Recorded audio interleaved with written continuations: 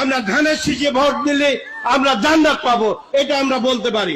আদর্শবান দল ধানের শীষের দল। রোজা, নামাজ, হজ, যাকাত কিচ্ছু লাগবে না, ধানের শীষে ভোট দিলে বেঁচে যাইতে পারবে না।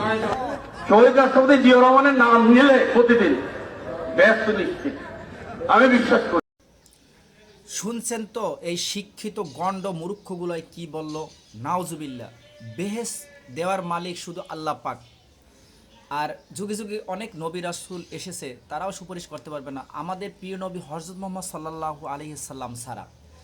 সে শুধু সুপারিশ করে জান্নাতে নিতে পারবে, কিন্তু সে সুপারিশ করতে পারবে, আর কোনো নবী রাসূল সুপারিশ করতে পারবে না। কিন্তু এই শিক্ষিত গণ্ড মূর্খগুলাই কি বলল? বেহেশত কি ওর বাপের, যে ওর মানে বাপের মানে ইয়ার থেকে দিবে। মানে এগুলো প্রত্যেকটা মুসলমানের, আমার ইমানি দায়িত্ব, প্রত্যেকটা মুসলমানের যার যার জায়গা থেকে প্রতিবাদ করা দরকার। আমাদের এটা ইমানি দায়িত্ব, ওদের ইচ্ছে মতো বাইন্দে পিডান দরকার বেহেশত না দেওয়া পর্যন্ত।